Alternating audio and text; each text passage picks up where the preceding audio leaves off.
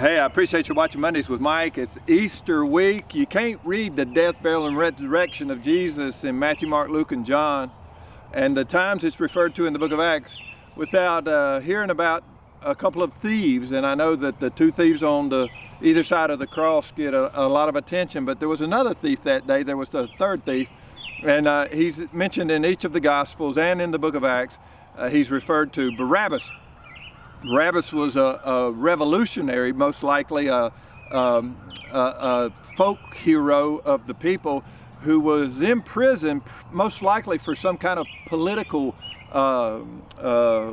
revolt.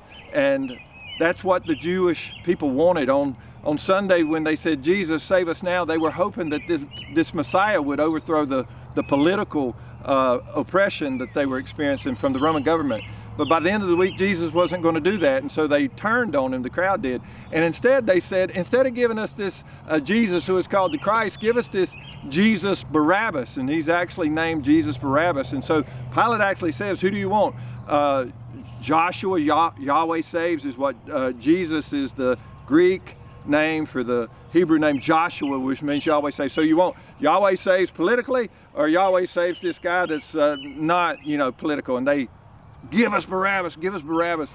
And in a beautiful picture, I mean, it's ugly, because here's this whacked out guy that the crowd says, give us this guy instead of Jesus. But it's a beautiful picture of what we call substitutionary atonement. I expect that the two prisoners that were crucified on either side of Jesus and Barabbas were in prison together, and that they knew each other, and that they were talking, and that they knew it was their turn here coming up to go to the cross and be crucified for their crimes.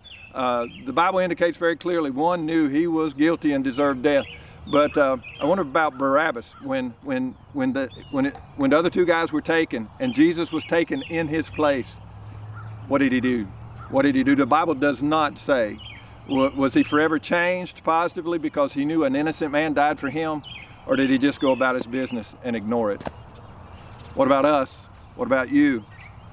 Do you truly appreciate and live like it's transformed your life, the reality that Jesus was your substitute, that he took your place, that you deserved death, that he took your death for you, and then 3 days later literally came back alive and gave you brand new resurrection life to live by, so that you can be a witness for him? This week, go and make disciples. Easter week, celebrate the love of Jesus. Let somebody know, hey, God greatly loves you.